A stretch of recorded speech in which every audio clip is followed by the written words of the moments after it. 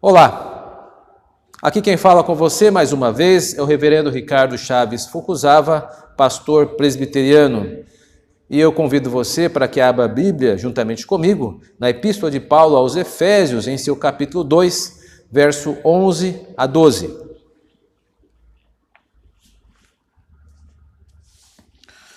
Como este é um texto um tanto quanto longo, eu vou dividi-lo em 3 sessões. Vou alertar você no decorrer da leitura, porque na medida em que eu for expondo este texto, eu vou me reportando a estas sessões. O texto inicia-se assim: portanto, primeira sessão. Portanto, lembrai-vos de que, outrora, vós gentios, na carne, chamados incircuncisão por aqueles que se intitulam circuncisos na carne por mãos humanas, naquele tempo estáveis sem Cristo, separados da comunidade de Israel e estranhos às alianças da promessa, não tendo esperança e sem Deus no mundo. Segunda sessão. Mas agora, em Cristo Jesus, vós que antes estáveis longe, fostes aproximados pelo sangue de Cristo, porque Ele é a nossa paz, o qual de ambos fez um, e tendo derribado a parede da separação que estava no meio, a inimizade, aboliu na sua carne a lei dos mandamentos na forma de ordenanças, para que dos dois criasse em si mesmo um novo homem, fazendo a paz, e reconciliasse ambos em um só corpo com Deus, por intermédio da cruz, destruindo por ela a inimizade. E vindo, evangelizou paz a vós outros que estáveis longe, e paz também aos que estavam perto, porque por ele ambos temos acesso ao Pai em um Espírito. Terceira sessão. Assim, não sois estrangeiros e peregrinos, mas concidadãos dos santos, e sois da família de Deus, edificados sobre o fundamento dos apóstolos e profetas, sendo ele mesmo, Cristo Jesus, a pedra angular, no qual todo o edifício, bem ajustado, cresce para santuário dedicado ao Senhor, no qual também vós, juntamente, estáis sendo edificados para a habitação de Deus no Espírito. Há um certo ditado, mais ou menos assim: só uma coisa pode unir as pessoas, a convivência. Só uma coisa pode separar as pessoas, a convivência. Esse dito pode ser encarado até mesmo como um tipo de charada, porque na verdade ele não tem por objetivo dar uma receita pronta para unir as pessoas e nem dar uma dica mágica para resolver as questões que envolvem a união das pessoas. Esta expressão, esse dito, tem por objetivo fazer-nos refletir qual tipo de convivência nós estamos tendo, a maneira como nós nos convivemos uns com os outros. Este é o propósito deste dizer, podemos chamar assim, desta charada. Em tempos como os nossos, em que somos obrigados a guardar uma quarentena devido à questão pandêmica que todos nós conhecemos, nós temos sido desafiados a viver em convivência. Pouco tempo atrás, liguei para um amigo meu e, conversando sobre esse e outros assuntos, ele disse: olha, eu nunca tive tanta oportunidade nesse momento de ficar com a minha esposa, nós estamos nos conhecendo mais. Saudei esse tipo de fala, desse meu amigo. Mas, ao mesmo tempo, lendo os jornais, nós podemos nos deparar com algumas estatísticas que afirmam que o número de divórcios tem aumentado também em razão da permanência dos cônjuges em casa. Portanto, qual que é a dificuldade dessas duas situações? Ou qual o diferencial, aliás? O diferencial é a maneira como as pessoas convivem. Como é que estamos convivendo uns para com os outros? Em vários ambientes, me refiro em casa, refiro-me no trabalho, refiro-me na igreja. Como estamos convivendo? E mais ainda, como Deus deseja que convivamos? Eu posso afirmar, sem sombra de dúvidas nenhuma, com esse texto que eu li agora há pouco, que Deus deseja que nós convivamos em paz. Por isso, esse texto nos ajuda a pensar nas formas ou nas maneiras que podemos melhorar a nossa convivência, a maneira como podemos ser promotores da paz em nossos vários tipos de relacionamento. Observando esse texto mais de perto, ele oferece 3 reflexões acerca de elementos que nos ajudam a viver em paz em nossas convivências sociais de várias áreas e vários setores. E eu começo pela primeira sessão, que fiz referência no início desta leitura, dizendo que para a paz é preciso refletir na nossa antiga condição. É sobre isso que a primeira sessão do texto que lhe faz referência. Naquela primeira sessão, Paulo, é o escritor da Epístola aos Efésios, está tratando com a igreja de Éfeso. A igreja de Éfeso, eu creio que você sabe, é uma igreja muito grande do Novo Testamento. Ela foi fundada por volta da 3ª viagem missionária do apóstolo Paulo. O apóstolo Paulo atuou na cidade de Éfeso por vários anos. Nós temos o relato disso no capítulo 19 de Atos. Estabeleceu um trabalho, esse trabalho amadureceu.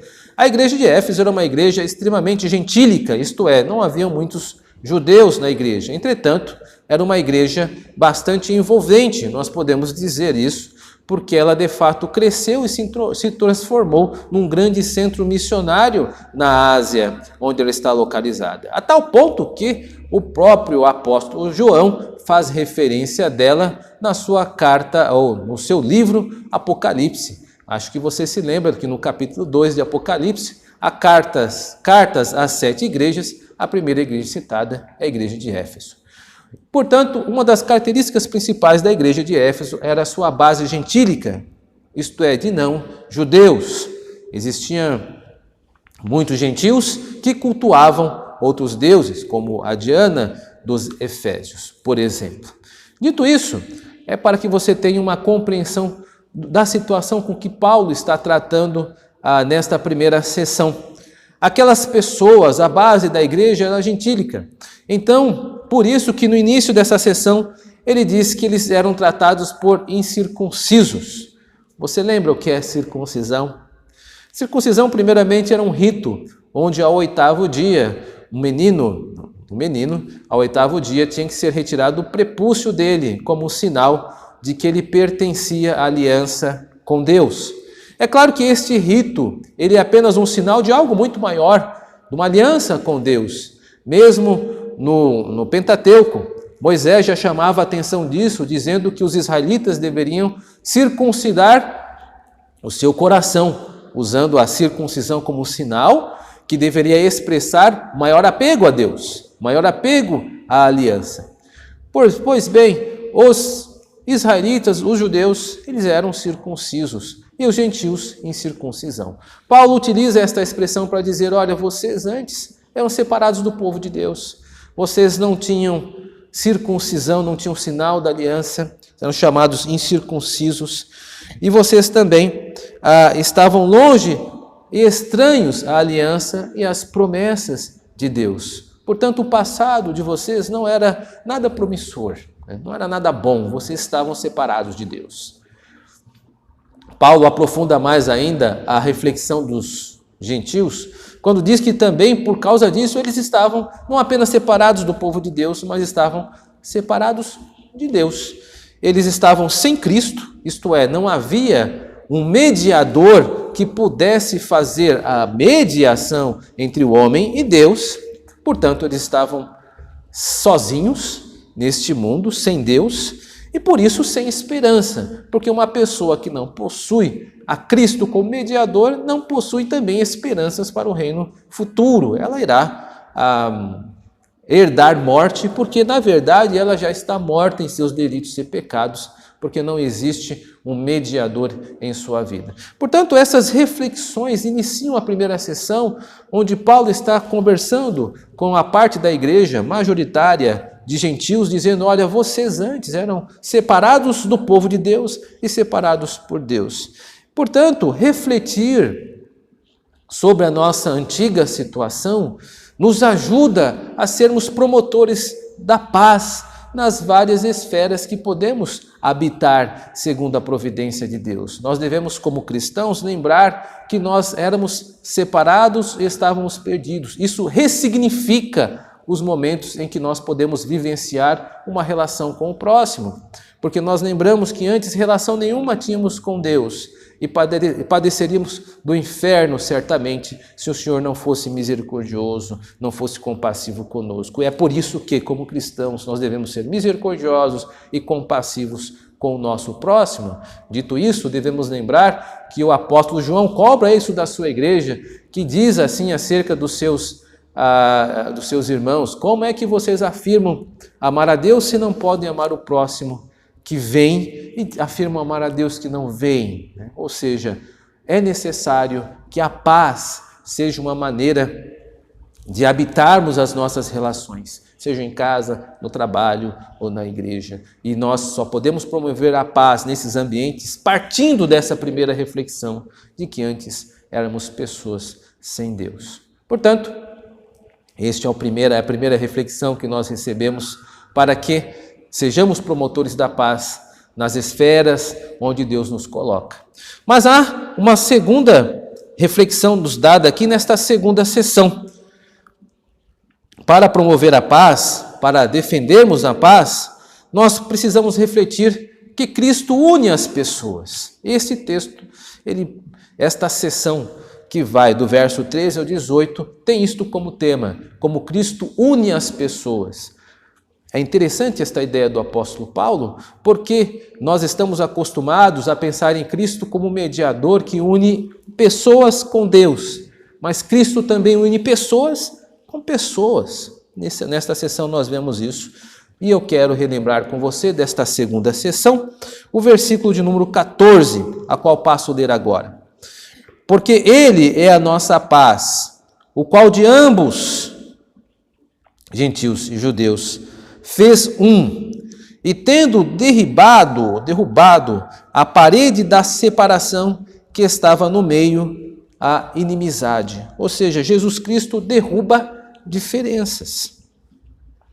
Como ele faz isso? Separando aquilo que é provisório do permanente. Eu quero repetir isso. Como é que Jesus Cristo derruba diferenças? Fazendo separação entre aquilo que é provisório e aquilo que é permanente, fazendo diferença sobre aquilo que é provisório, que não é essencial, com aquilo que é essencial. Precisamos fazer isso. Observar as nossas relações acerca desses dois parâmetros. O que é essencial, o que não é essencial. Quem ilustra bem isto é o apóstolo Pedro. Lá no livro de Atos, você irá encontrar o episódio onde ele se encontra com Cornélio. Ele recebe uma visão de Cristo, Pedro, que ele deveria comer animais que não faziam parte da dieta do judeu. Pedro, ele se omite a fazer isso, dizendo que nunca colocou coisa impura na boca. E aí os animais são recolhidos e são ditos, e o dizer de Cristo vem a Pedro da seguinte maneira: não torne impuro aquilo que Deus purificou. Terminada esta visão, Pedro então acaba indo para a casa de Cornélio, que é um gentil, e judeus não iam na casa de gentios, mesmo judeus cristãos. E Então Pedro entende que deveria ali evangelizar a Cornélio, um gentio. E aquela divisão dietética, de dieta, que era provisória, que tem o seu valor no Pentateuco, que são tipos de Cristo do Antigo Testamento, uma marca que caracteriza o povo judeu, o povo de Deus da época, isto era provisório. O permanente deveria ser o essencial, ou seja, que Deus quer salvar todas as pessoas. Pedro entende que aquelas questões dietéticas de alimentação deveriam ser colocadas de lado a fim de um benefício maior, o essencial, que é a salvação de todos os povos. Pois veja só, saber classificar aquilo que é essencial do não essencial nos ajuda a entender como podemos promover a paz nos ambientes onde estamos, e é sobre isso que essa sessão trata aqui, porque trata acerca da lei e de que Jesus Cristo derrubou a inimizade, a saber, aquilo que como lei cerimonial separava judeus de gentios, unindo judeus e gentios em um só corpo em si mesmo. Portanto, nós devemos entender isto como uma forma como o Senhor desfaz as diferenças, nos unindo uns aos outros nele mesmo. Nós devemos entender que só existirão desavenças, divisões, quando Cristo não for a bandeira que nos une. É por isso que o casamento entre um cristão e um não cristão não é orientado na Bíblia. Não se pode colocar em julgo, não podemos nos colocar sob julgo desigual, porque uma casa onde existam bandeiras diferentes não podem estar unidas. Nós vemos isso, por exemplo, nas epístolas do apóstolo Paulo, que escreveu, por exemplo, a Corinto.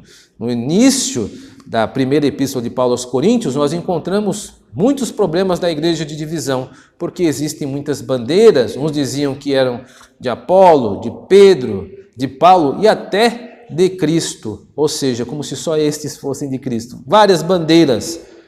Não pode ser assim.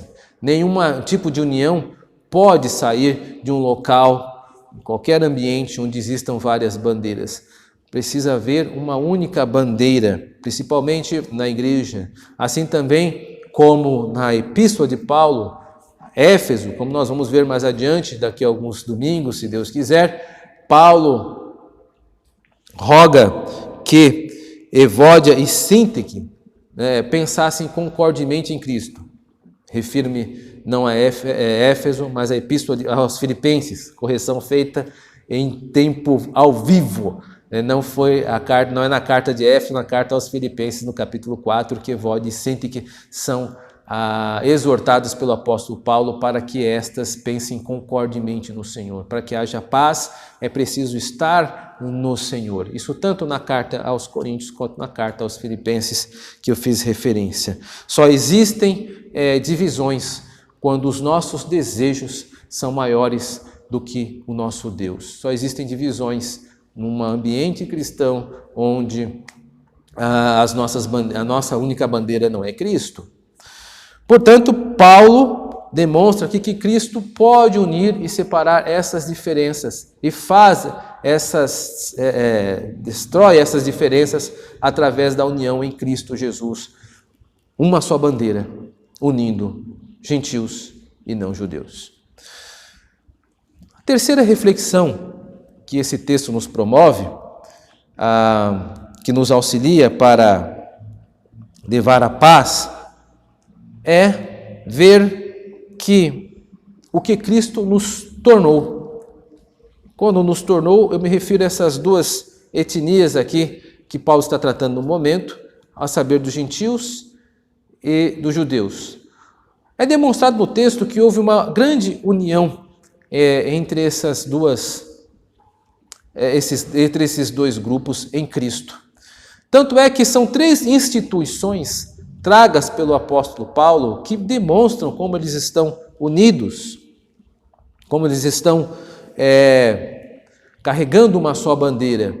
A primeira instituição é quando o apóstolo Paulo diz que eles possuem a mesma cidadania. Deus concedeu a eles que fossem cidadãos do reino.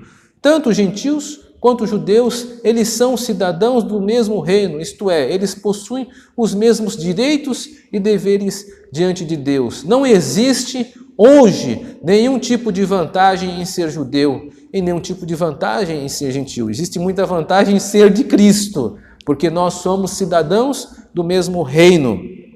Deus concedeu tanto a gentios e judeus possuírem a mesma cidadania. Outra instituição que demonstra esta união é a questão da família. Agora, os gentios também são família de Deus. Lembra que no começo eles estavam separados do povo de Deus, não eram cidadãos do reino? Agora são cidadãos do reino, assim como os judeus. Lembram que eles não tinham Cristo como mediador, sem Deus e sem promessa? Agora eles fazem parte da família de Deus, estão unidos, não há mais divisão entre estes dois grupos de pessoas. Por isso, nós devemos ser sempre cuidadosos em relação a este conhecimento. Há, hoje em dia, alguns círculos evangélicos que afirmam que há vantagem em ser judeu e que o judeu ele pode ser salvo por outro tipo de expediente só por ser judeu ou por pertencer ao judaísmo, pela etnia. Isto não se corrobora nas Escrituras, não tem fundamento bíblico. Esse movimento chamado por alguns de sionismo cristão, onde você vê pessoas balançando a bandeira da nação política de Israel hoje, não faz sentido. Por quê? Porque biblicamente não há nada mais que separe judeus de gentios. Cristo uniu. Então, quando existem pessoas com bandeiras, de Israel político, percebo que ali há algum tipo de problema em entender que nesse texto, em Cristo Jesus, não existe mais judeu e não existe mais gentio, mas existe cidadãos do céu e família de Deus, unidas no corpo de Cristo. Muito cuidado com alguns pensamentos que nós vemos hoje em nossos dias que não tem nada a ver com a Bíblia Sagrada. E não apenas Deus uniu os gentios e judeus para serem participantes do mesmo reino e participantes da mesma família, mas também os uniu para serem santuário. Uma diferença dessa terceira instituição é que o reino e a família já estão consolidados, mas o santuário está em crescimento. Nós estamos sendo edificados. O fundamento, a pedra fundamental, a pedra angular é Cristo Jesus, ou seja, onde todo edifício se ampara é Cristo. Isso não é estranho para nós. Lá em Mateus, no capítulo 16, Jesus Cristo se coloca como uma grande pedra na afirmação de Pedro. Pedro havia dito, tu és o Cristo, o Filho do Deus vivo. E Jesus Cristo, então, o elogia, bem-aventurado és tu, Simão Barjonas, porque quem te revelou isso não foi a carne, o sangue, mas meu Pai que está no céu. E sobre esta pedra edificarei a minha igreja, ou seja, sobre esta afirmação de ele ser Deus. Jesus Cristo é Deus e Ele é o nosso Senhor, e sobre esta pedra angular está fundamentada todo o edifício da igreja, a qual os apóstolos e profetas são fundamento. Como assim? Eles construíram esta nova fase da igreja do Novo Testamento. Nós somos uma igreja apostólica, talvez você não saiba disso, mas nós podemos usar sim esse título, porque nós utilizamos e reconhecemos os escritos apostólicos. Nós concordamos com aquilo que os apóstolos escreveram, que está registrado no cânon de 27 livros do Novo Testamento, que foi escrito sob a autoridade apostólica. Assim também, como no começo da era cristã, os profetas estavam muito atuantes. Hoje nós não temos mais profecias com os mesmos contornos do Novo Testamento, mas ainda nós temos o fundamento bíblico da fé apostólica registrada no Novo Testamento. Portanto, nós temos esta grande união quanto igreja, quanto edifício, e estamos sendo construídos, nós estamos sendo edificados como santuário de Deus, ou seja, nem você que está me ouvindo agora é definitivo nesse momento e nem eu, porque enquanto tivermos fôlego de vida, estivermos aqui atuando nesta presente dispensação, Deus está promovendo o crescimento em sua igreja, promovendo o crescimento em você, promovendo o crescimento em mim. Ou seja, enquanto estivermos caminhando nesta terra, sempre seremos vistos como tipo de andaimes em volta de nós. Nós não estamos terminados, nós estamos em construção. E por causa que por estarmos em construção, precisamos ser pacientes, tolerantes com as nossas dificuldades, com os nossos erros, assim como o Senhor é paciente e tolerante conosco. Eu quero aqui, indo para o encerramento, fazer referência a um outro dito que ilustra muito bem o pensamento desse texto. Esse pertence a Agostinho, que diz assim: no essencial, unidade; no não essencial, liberdade; e em tudo, amor, ou como algumas traduções, em tudo, caridade. Eu vou repetir. No essencial, unidade; naquilo que é essencial, nós precisamos estar sempre unidos, como Pedro demonstrou isso, abrindo mão da dieta judaica para se acoplar aos gentios em Cristo Jesus. Aquilo que recebeu era provisório no Antigo Testamento, apontava para Cristo. Vindo Cristo, o permanente, o essencial permanece, aliás. Nós devemos ter esta clareza. Naquilo que é essencial, unidade. No não essencial, que são o conjunto de defeitos, de dificuldades que podemos ter nesta vida e limitações, nós devemos ter a liberdade e sermos tolerados e tolerarmos uns aos outros. Precisamos, portanto, exercitar nisso o amor. O amor é difícil definir. Existem vários tipos de amores. O amor de pai e mãe, o amor de filho, de filhas, de amigos, de colegas, de cônjuges. Mesmo nós temos algumas definições de amor no Novo Testamento, elas são utilizadas para os destinatários das epístolas onde estão registrados. Mas mesmo que nós temos dificuldades em definir o amor, não podemos reduzir o amor ao afeto. Não é o afeto que traduz o que é o amor. O amor é muito maior do que gostar de ou gostar de alguém. O amor, ele é uma casa onde habitam vários valores, como o respeito, a tolerância, como também a bondade, a generosidade, a misericórdia, o perdão. Nós, como igreja, somos conclamados pelo Senhor a sermos promotores da paz, refletindo sobre o nosso passado, a maior parte de gentios, refletindo sobre a nossa união com os diferentes que Cristo promove e refletindo sobre a unidade que Cristo construiu. Nós devemos ser e continuar sendo promotores da paz onde quer que estejamos, levando a Cristo Jesus, o nosso Senhor. Que Deus em Cristo nos abençoe. Amém.